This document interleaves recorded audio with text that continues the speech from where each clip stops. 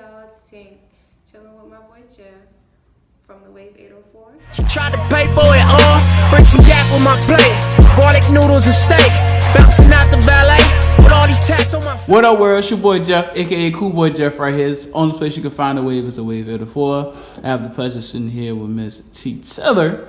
You know what I'm saying? Inspirational speaker. She's a very encouraging person, and her Instagram is dope. So for me to sit here, I have the pleasure to sit here with Miss aka Lil Kim right here. I'm gonna go ahead and let her have the floor. So you go ahead and introduce yourself. Hey y'all, it's Tink. Yeah. Really?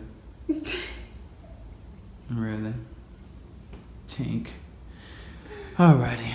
So basically why I have her here today, we're going to sit here and talk about what she's been doing lately. She's been encouraging a lot of people, been uplifting her black men, and also been trying to spread a little word to her sisters as well. So I want to go ahead and get into it as far as like what gave you the pedestal or what inspired you to start doing these things? Well, basically I got to a point where I was just like, what is my purpose? And I knew I had a purpose, but I really wasn't focused on what I needed to be focused on at the age that I am. So I sat and I basically slept on it. I just basically tried to figure out what my purpose was, and I came up with being a motivational speaker. I'm not gonna say God brought it to me, but that's what I feel. I knew that, well no, matter of fact, what first started that was, I used to get messages from random girls like, you inspire me and I like the way that you go about your life. I think that's what really did it, because it was females that I did not speak to on a daily basis. So it wasn't my friends, it was just random girls. So I think that sparked, something in my brain. So do you remember like the age or the year that when females started DMing you about stuff like that? This was actually recently. It was probably maybe like 2 years ago, and ever since then. Okay. So is there anything that you kind of did like your research on, or you kind of just took your life lessons and just applied it? I basically took my life lessons and applied it, and I also look at other females and what they go through, and I speak on that as well. So I don't really speak on myself all the time, but I also speak on other people's situation. Okay. So I don't understand what that, it's easy to really speak about what other people's going through, because you can kind of see it and then you can be able to dissect it and also interpret about what's going on. But what is something that you kind of take away from yourself and you kind of distribute it to these females? Because I know there's certain things that you want to be able to talk about and there's certain things that you don't want to be able to talk about.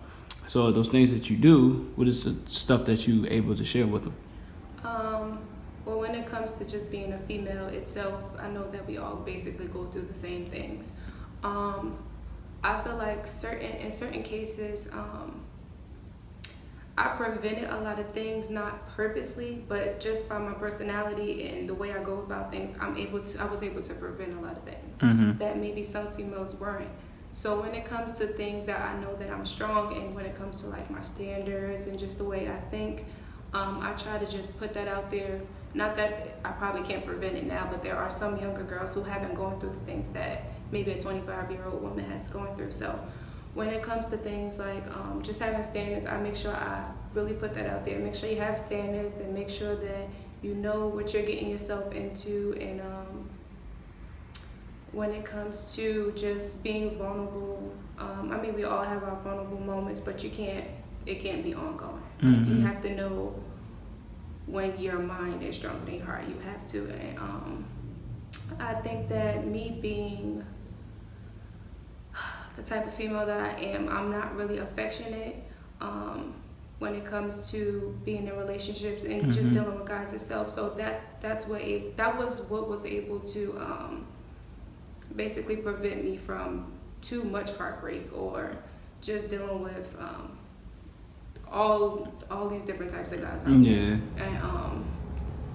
so that's the only thing that saved me is my personality and just me not being affectionate and giving my all to every guy I meet. I probably don't give my all to any guy. So yeah. You can't knock it until you try it, because there's gonna be somebody out there for you that's gonna bring the best out of you. Now, within that, you going through your trials and certain situations with guys where it don't work out or something just happened, did it kind of put you in a shell so that you won't be able to give yourself to anybody? What actually is really different with me, it was actually the opposite. I got to a point where I was with someone, I felt like I was in love. So I felt like I was giving my all. Like, I felt like I gave everything in me. And it wasn't exhausting to me, it felt good. But they felt like maybe it wasn't enough. But I think that some people just aren't happy. Sometimes you just can't please people. And when I got out of that, I didn't look at anything like, well, I'm so hurt and I'm so bitter and I'm never gonna give myself to anybody else. I didn't think that. I just took that time and I reflected on the things that I did need to fix, so that when it was time for me to be in another relationship, or even just getting to know someone, that I was ready. I wanted to at least be ready when it is time for me to be in another relationship. But I'm not really like closed off or anything like that. So is there anything you can speak about as far as like insecurities? Because I know this is one big situation a lot of females deal with. Well, everybody in general, but mostly females. I don't really have too many insecurities. Sometimes, well, it just depends. Sometimes I want to be a little bigger. Sometimes I want to be a little skinnier. But besides, I don't really have too many insecurities because I've learned to love myself for who I am and what I look like, and I don't really try to pinpoint things that I don't like about myself. Like, I don't try to wear makeup purposely. The only time I wear makeup is if like I'm going out or something like that. But I don't really have too many insecurities because I just learned to love myself at an early age. That's good. So now, I mean, you speak so highly of yourself, and not to mention that you push yourself to do a lot. And again, you say you have high standards. Now, with commenting you saying with that, it comes also the craziness that come with it. Now, I know you have guys who come to your page and just look at you just because of like how the perception of what you look like, and able to, you know, saying to slide in the DMs or whatever, or so on and so forth. Now, when you get these type of encounters with these people, are you able to speak or say something at that time or moment, or you just be like, like it's crazy? See, that I can talk for hours about that. Guys are gonna be guys. I'm not gonna get mad at a guy for trying to pursue me, get to know me, or talk to me. I can't get mad at that. The only thing I probably would get mad at is if someone disrespect me and come in my inbox sexually. But I never get that. I maybe got that like a long time ago, maybe when I was like 16. But usually guys in my DM are usually more encouraging than a lot of females. Actually, that's where a lot of my support comes from, which is crazy. They're always. The other day I got a message of a guy saying, and I know it was genuine because I had went to school with him, and that's just the type of person he is. He was just like, I'm glad that you're, setting a good example for females and keep doing what you're doing. But a lot of guys are just trying to get to, I don't know their intentions. I really don't want to know, but sometimes I just ignore them. Not really, trying to be rude, but sometimes it's really just nothing for me to say. In most cases, I'll respond with a friendly, response. But majority of guys just, hey, what's up? How you doing? And stuff like that. So I'll respond. There's really no reason to ignore them unless they're just being annoying. But I don't know. I always go in with a friendly response because, like I said, I don't know their intentions. I don't really want to know. But I just always keep everything on a friendly level because you never know what someone's intentions are, and I never want to think, oh, this guy's just trying to be sexual or he just want me to come to his house. Like, I don't want to think that because that's not always the case. So from earlier, you said you're not able, you don't want to give yourself to a guy or whatever. Maybe, what if this guy doesn't know how to speak as far as like how the way he look at you, because how the way he look at you may be very genuine, but how the way to introduce himself or to speak to you may be like the regular cliche, like hey, what's up, or hey, I'm trying to get to know you, or what's good, beautiful, or whatever.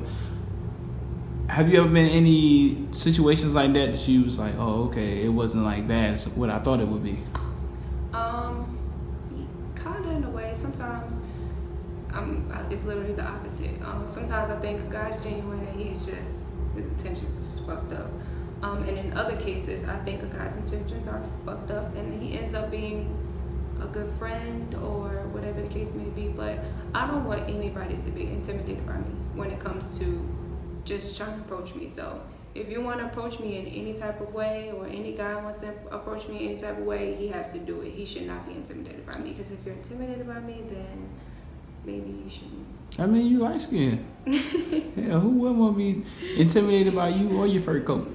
That does not mean anything.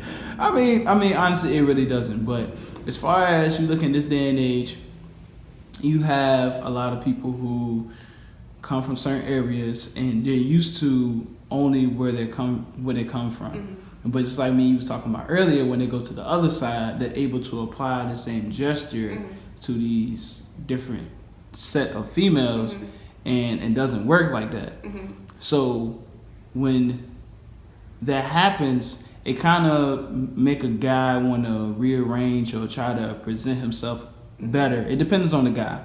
So you ever had a situation like that where you actually sent the guy back? Well, you didn't necessarily did it, but he just like, yo, all right, let me see if I can keep doing this, and he kind of had to rearrange himself. You ever had a situation like that? All the time, actually. It's usually either just the way I go about things. I usually get, like, if they come back around or text me, how you doing, or why did you go missing? It's usually, or they'll usually be like, I didn't think you fucked with me, or you didn't show any effort, or stuff like that. But usually I just, like, the things that they say, like if they be like, let's go somewhere, I'll be like, okay. And then I usually never go. It's not on purpose. It's just that I sometimes just don't have the time to, or I be tired. And I think that I may come off as, I don't know, maybe they think I'm rude. I'm not sure. Intimidating? Maybe. But sometimes they do. I think that they have to rearrange how they approach me. Some guys like, let's chill. Or, like, I have no issue chilling with a male. Like, if you're my male friend, I have no problem chilling with you. But sometimes I do and sometimes I don't. But it just it varies. Yeah.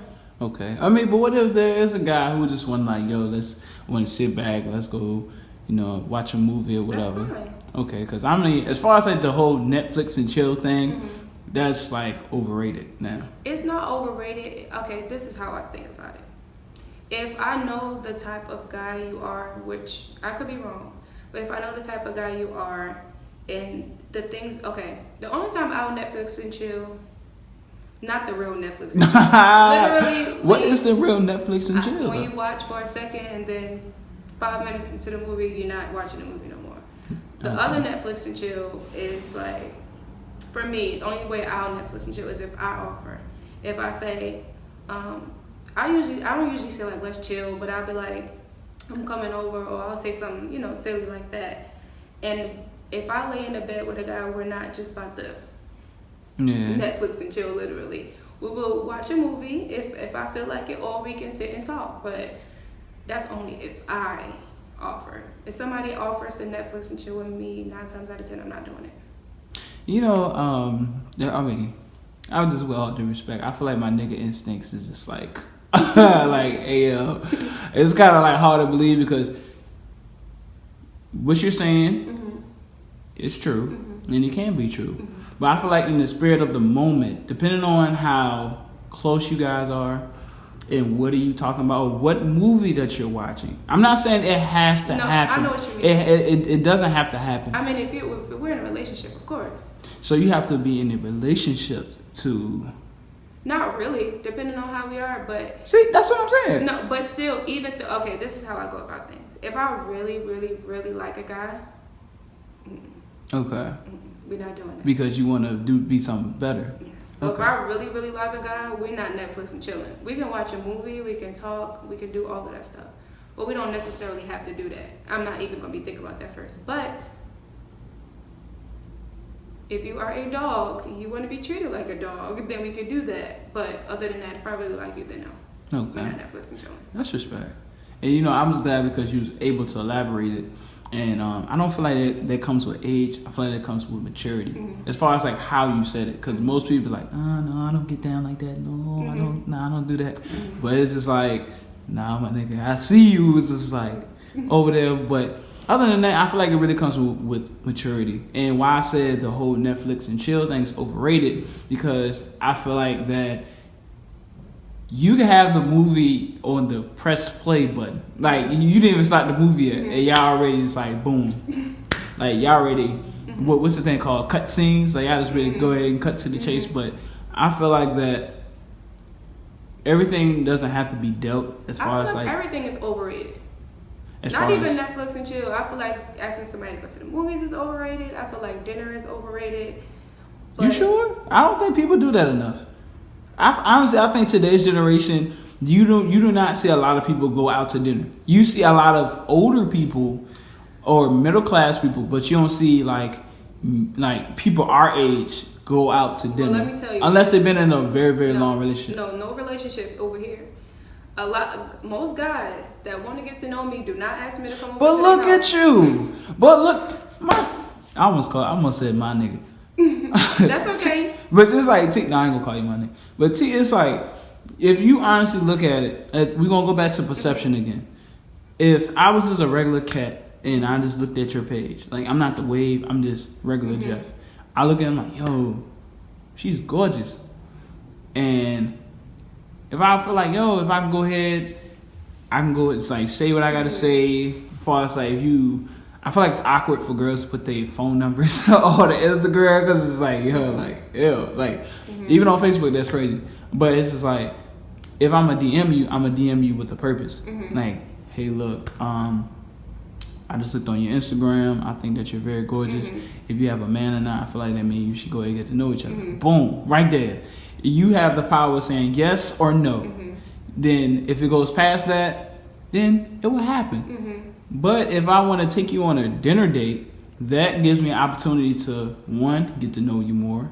2, get to see if your ass is crazy. And 3, if it's going to be a regular, this is going to be like a one night, or this is going to be like a further on. So that's what I'm saying. Like, today's generation, they don't take the whole going out thing seriously, unless it's like you going out to somebody's house. And it's like, Right. You don't see that. So the whole dinner date, I haven't heard a person in a long time, unless they've been in a relationship for like a good 2 or 3 years, that they're going out. But as far as you, a nigga, hey, listen, my mama got this Applebee's gift card.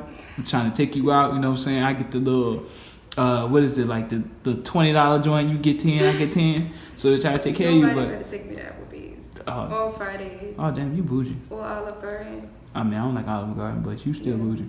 Yeah. Damn, that's crazy. Well, other than that, I feel like the whole function of the guy and the female aura, I'm gonna say that we kind of lost the fun part. The fun part would really be actually getting to know the person. If there wasn't there's nothing wrong with standards, but if there wasn't quote unquote holding back, or it's all right to be low-key nervous, but to really miss out on something, because I feel like we all feel embarrassed when somebody has an opportunity that you kind of set up and somebody takes it and you're like, damn, I could have had that person, or I could treat this person better. It's very crazy. But you ever had a person that you ever just look at like, yo, I could have had this? No, let me tell you what happened. I seen a post one time that was like, I gotta see all your friends first before I gotta make sure I choose the right friend. Oh yeah, I think a female saying something like that because this is like, yeah, if I'm dating this guy and his friend look cute, it's like, damn, I should win after the friend. That doesn't even matter. But I never had a case where I'm like, dang. I mean, if I lost that person or if I lose out on a chance, it is what it is. I don't really try to think about it too much. I understand. And I feel like as far as like good people, that's when some good people kind of think about it sometimes. Like, damn, I kind of had an avenue. But I feel like certain people say that in reference of them fucking up and trying to, you know, be, if they had that person but they did something that kind of fucked the whole thing up, the person left. But that would be it. So in that, and it was something I really wanted to ask you as far as like what you said earlier about the Instagram posts. Like, a lot of people put up posts that's beneficial, and a lot of people put up posts that's like, who the hell wrote this? So you see a post, and it certain like good post comes when you feeling some type of way. It's something just happened like about like 2 minutes ago. You see something like, I feel what's screenshot. Yo, look, how do you go and put that up? Do you feel like most memes and posts like that kind of hinder a way a person really think? Like, it kind of take away, like, it's almost like, okay, it comes at you at the right time, but it kind of takes away that the time that you're supposed to be thinking and you reevaluate, and it's like, okay, I'm gonna move like this instead of just moving by what the post says.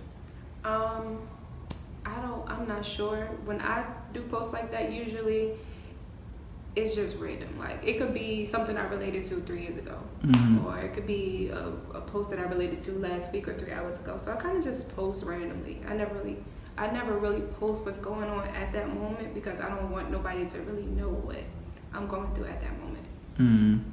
I got you. But I definitely want to say, Ms. Tiller, this has been a very fun interview because we had to talk about the whole perception as far as like Instagram, relationships, girls, guys, and I feel like this all parallels as far as like you being an inspirational speaker because you could talk about so a lot as far as like what be going on in this day and generation, because I feel like a lot of us 90s babies up to 2000s, mid 2000s, we're gonna stop at the mid 2000s, I feel like a lot of us are scared to think. A lot of us just react, but we just don't think. And I feel like if we think, a lot of stuff will stop happening. But also, I feel like if we have just a lot of love for each other, we would get back into those days where it'd be like, oh man, I want to say like the old Chris Browns, the old Bow Wows, and like the old music that kind of put everybody in this. I was just talking about that the other day. I was talking about how music Soul Child and Yeah. Jay Holiday was. Yeah. Like, back in the day, those guys like that they were, I'm not gonna say submissive, but they weren't scared to express their feelings. Like, if a girl broke their heart or if things aren't going right, they'll be like, you know what, that hurt my feelings, and you know, why did you move that way, or why did you do this to me? But now it's like guys like, fuck that bitch, and fuck this bitch. Like, we all get hurt, but just like guys be like, you're so bitter, not me, but just females so bitter. Guys are bitter too. Yeah. But they just don't. The way they handle their stress and their heartbreak is just a lot different than females. I mean, some females do it like guys too, but I guess the way the outlook on females is, females cry and they be all heartbroken and sad, and guys, when they get their heart broken, they, you know, fuck 30 bitches the next hour, you know, versus us, we cry for about 30 hours. But I feel like a lot of guys just need to get more in touch with their emotions. It's okay to admit that you were hurt and still be able to love again. Yeah, but I feel like a lot of that comes from like the female. Like, you know what I'm saying? Because there's some dudes out there that will express how the way they feel, but I feel like in this generation it flipped. Like, it's more so as girls is more than niggas nowadays, and most of the guys. See, some of the guys, to do it's like force is an issue. But if you're just mentally, if that's just how you are, like if you just have not guyish ways, but like if you're just nonchalant, not purposely, then it's different. But to purposely try to be a nigga, that's just crazy because you're not. Yeah. Why try to be? you're gonna hurt yourself. Yeah. Trust me, it hurts to try to be a nigga. We not built for that. Oh, okay. We not built for that at all. So I'm guessing you tried to be a nigga at one time. No, I'm trying to be. I've been trying to be a female in my heart for a long time, but it's not working. Somebody's gonna come along to change that. I feel like it's gonna happen. I mean, I don't necessarily want to change, but I mean, I can be affectionate when need be, but I'm just not the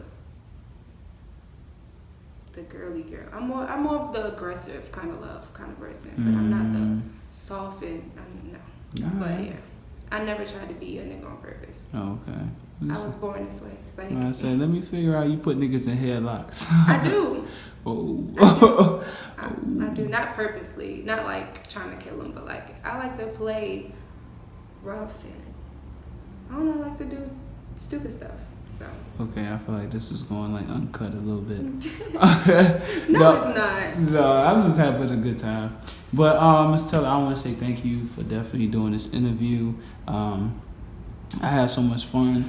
But as far as like you communicating and we getting over the fear from earlier, and we definitely just did the interview. So I want to thank you again for being a great interviewee, and you just talked about a lot of stuff. You was able to share a lot of stuff. So hope this interview right here can help what you got going on. So you go ahead and let everybody know where they can follow you at too. What's my Instagram? It's T.Tiller, and I think it's 2 underscores. I guess. I guess that's it. Yeah. Somebody gonna figure it out sooner or later. But is there anything else you want to say? Nope. That's it. Okay. So this is a dope interview with me, Cool Boy Jeff, and this is Miss T.Tiller. It's Tink. Okay. Well, I don't give a damn. But make sure that you comment and subscribe to the video. It's very good to have comment and feedback about the video and other videos, and also definitely check out other interviews I had previously, and there's definitely more to come. Shout out to Miss T.Tiller. Well, thank you, and shout out to Jeff. Okay, you don't have to do that. No, I'm just kidding. Man, this is a very delighted interview. Everybody be safe. Me and Miss T.Tiller are out of here. She tried to pay for it all. Bring some yak with my plate. Garlic noodles and steak. Bouncing out the valet. With all these tats on my face. People looking like, hey, black niggas stay in your place.